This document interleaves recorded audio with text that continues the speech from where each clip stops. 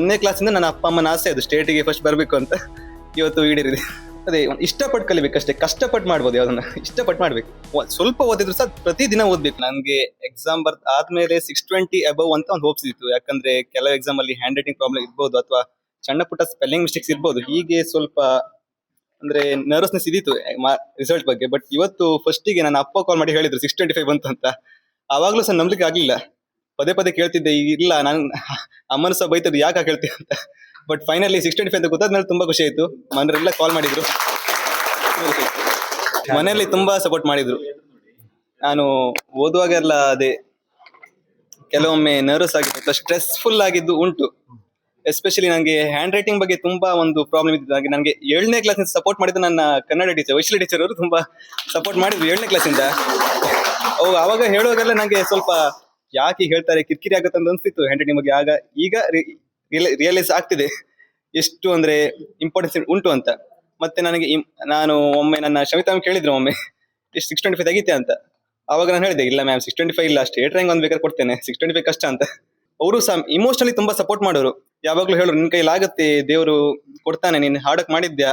ಹೀಗೆ ನನ್ನ ಎಲ್ಲ ಟೀಚಿಂಗ್ ಟೀಮ್ ಮತ್ತೆ ಎಸ್ಪೆಷಲಿ ನನ್ನ ಅಮ್ಮ ಸಹ, ಅಮ್ಮ ನನಗೆ ಎಕ್ಸಾಮ್ ಬರೆಯೋಕೆ ನರ್ವಸ್ನೆಸ್ ಇದ್ದಾಗ ನನ್ನ ಅಪ್ಪ ಬೆಳಿಗ್ಗೆ ಎದ್ದು ಹೇಳೋರು, ನೀನು ನರ್ವಸ್ ಆಗ್ಬೇಡ, ಯಾಕಂದ್ರೆ ಮಾರ್ಕ್ ಏನೇ ಬಂದ್ರು ಸಹ ನೀನ್ ಏನು ಓದಿದ್ಯೋ, ನಿನ್ ಟ್ಯಾಲೆಂಟ್ ನಿನ್ನ ಹತ್ರ ಉಳಿತದೆ ಯಾವಾಗ್ಲೂ. ಸೊ ಮಾರ್ಕ್ ಬಗ್ಗೆ ನೀನ್ ಲೆಕ್ಕಕ್ಕೆ ಹಾಕೊಳ್ಬೇಡ, ಏನು ಓದಿದ್ಯಾ ಚೆನ್ನಾಗಿ ಬರೀ, ದೇವರು ಕೃಪೆ ಉಂಟು, ಚೆನ್ನಾಗಿ ಒಳ್ಳೆ ಹಾರ್ಡ್ ಮಾಡಿ ಮಾರ್ಕ್ ಬರುತ್ತೆ ಅಂತ ಹೇಳ್ತಿದ್ರು. ಅಮ್ಮನು ಸಹ ತುಂಬಾ ಇಮೋಷನಲ್ ಸಪೋರ್ಟ್ ಕೊಡ್ತಾರೆ. ನನಗೆ 1ನೇ ಕ್ಲಾಸಿಂದ ನನ್ನ ಅಪ್ಪ ಅಮ್ಮನ ಆಸೆ ಅದು ಸ್ಟೇಟಿಗೆ ಫಸ್ಟ್ ಬರಬೇಕು ಅಂತ ಇವತ್ತು ಈಡೇರಿದೆ. ನನ್ನ ಅಪ್ಪ ಬಸ್ ಕಂಡಕ್ಟರು, ಅವರು private bus Lakshmi express, Hebri, Mandarthi, Udupi. ಮತ್ತೆ ನನ್ನ ಅಮ್ಮ ಹೌಸ್ ವೈಫ್. ಏನ್ ಮಾಡ್ಬೇಕು ಮುಂದೆ PUC ಅಲ್ಲಿ JEE ಬರ್ದು ಒಂದು ಎಂಜಿನಿಯರಿಂಗ್ ಆಗಿ ಮುಂದೆ ನೋಡ್ಬೇಕು. ಅದೇ ಇಷ್ಟಪಟ್ಟು ಕಲಿಬೇಕಷ್ಟೇ, ಕಷ್ಟಪಟ್ಟು ಮಾಡ್ಬೋದು, ಯಾವ್ದನ್ನ ಇಷ್ಟಪಟ್ಟು ಮಾಡ್ಬೇಕು. ಮತ್ತೆ ಇಂಟ್ರೆಸ್ಟ್ ಇಲ್ಲದೆ ಆಗೋದಿಲ್ಲ. ನಿಮಗೆ ಗೋಲ್ ಅನ್ನು ಕ್ಲಿಯರ್ ಇರ್ಬೇಕು. ಇಂಥ ಗೋಲ್ ಕ್ಲಿಯರ್ ಆಗಿರ್ಬೇಕು. ಆ ಗೋಲ್ ಜೊತೆ ನಿಮ್ಮ ಅಟ್ಯಾಚ್ಮೆಂಟ್ ಸಹ ಇರ್ಬೇಕು. ಬುದ್ಧ ಹೇಳ್ತಾನೆ, ನಿಮ್ಗೆ ಏನು ಗೋಲ್ ಇದ್ರೆ ನಿಮ್ಮ ಇಡೀ ಮೈಯಲ್ಲಿ ಆ ಕಣಕಣದಲ್ಲೂ ಆ ಗೋಲ್ ಬಗ್ಗೆನೇ ಇರ್ಬೇಕು ಅಂತ. ಹಾಗೆ ಸಹ ನಿಮ್ಗೆ SLC ಅಲ್ಲಿ 625 ತೆಗಿಬೇಕಂತ ಇದ್ರೆ ನೀವು ಪ್ರತಿ ಕ್ಷಣ ಅದಕ್ಕೋಸ್ಕರ ಹಾರ್ಡ್ ಮಾಡ್ತಿರ್ಬೇಕು. ಹಾಗಂತ ಸ್ಟ್ರೆಸ್ ಆಗೋದಲ್ಲ, ರಿಲ್ಯಾಕ್ಸ್ ಸಹ ಮಾಡಬೇಕು. ಏನು ಫಂಕ್ಷನ್ ಇದ್ರೋದಕ್ಕೆ ಹೋಗದಿರೋದು ಆತರ ಮಾಡಬಾರ್ದು. ಈ ವರ್ಷ ಕ್ವಿಝಿಗೆ ಹೋಗ್ಬೇಕಂತ ಇರ್ಲಿಲ್ಲ. ನನ್ನ ಟೀಚರ್ಸ್ ಮತ್ತೆ ಮ್ಯಾನೇಜ್ಮೆಂಟ್ ತುಂಬಾ ಫೋರ್ಸ್ ಮಾಡಿ ಕ್ವಿಝಿಗೆ ಹೋದೆ. ಆದ್ರೆ ಅದು ಗಾಡ್ಸ್ ಗ್ರೇಸ್ ಮತ್ತೆ ಸ್ಟೇಟ್ ಲೆವೆಲ್ ಹೋಗಿ ಎಲ್ಲೂ ಸಹ ಸೆಕೆಂಡ್ ಪ್ಲೇಸ್ ಸಿಕ್ಕಿತ್ತು ಪ್ರತಿಭಾ ಕಾರಂಜಿಯಲ್ಲಿ. ಅದೇ ನೀವು ಡಿಸ್ಟ್ರಾಕ್ಷನ್ಸ್ ಅನ್ನ ಕಮ್ಮಿ ಮಾಡಬೇಕು. ಅಂದ್ರೆ ಮೊಬೈಲ್ ಅಲ್ಲಿ ಸೋಷಿಯಲ್ ಮೀಡಿಯಾ ಡಿಸ್ಟ್ರಾಕ್ಷನ್ ಏನೇ ಇರ್ಬೋದು ಅದು ಸ್ವಲ್ಪ ಕಮ್ಮಿ ಮಾಡಬೇಕು. ಹಾಗೂ ಮತ್ತೆ ಒಂದು ಪ್ಲಾನ್ ಅನ್ನು ಇರ್ಬೇಕು ಯಾವಾಗ್ಲೂ. ಅಂದ್ರೆ ಒಂದಿನ ಫುಲ್ ಮೋಟಿವೇಶನ್ ಅಲ್ಲಿ ಒಂದಿನ ಓದಿ ಬಿಟ್ಟಾಗೋದು ಹಾಗೆ ಮಾಡ್ಬಾರ್ದು.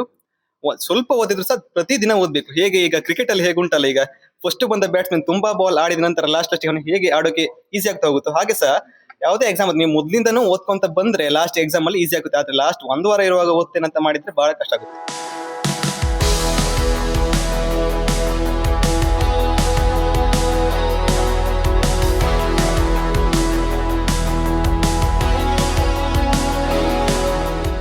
ನಮ್ಮ ಕಾರ್ಯಕ್ರಮಗಳನ್ನು ನೀವು ನೋಡ್ತಾ ಇದ್ರೆ ನಮ್ಮ ಚಾನೆಲ್ ಅನ್ನ ಸಬ್ಸ್ಕ್ರೈಬ್ ಮಾಡಿ, ಪಕ್ಕದ ಬೆಲ್ ಐಕಾನ್ ಒತ್ತಿ ನಮ್ಮನ್ನ ಬೆಂಬಲಿಸಿ.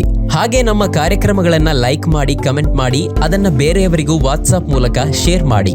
ನೀವು ಹೀಗೆ ಮಾಡಿದಾಗ ನಮ್ಮ ಚಾನೆಲ್ ಮತ್ತಷ್ಟು ಜನರಿಗೆ ತಲುಪಲು ನೀವು ನಮ್ಮೊಂದಿಗೆ ಸಹಕರಿಸಿದ ಹಾಗಾಗುತ್ತೆ. ಇದು ನೀವು ಯಾವುದೇ ಖರ್ಚಿಲ್ಲದೆ ಕೆಲವೇ ಸೆಕೆಂಡುಗಳಲ್ಲಿ ನೀಡಬಹುದಾದ ಸಹಕಾರ. ಧನ್ಯವಾದಗಳು.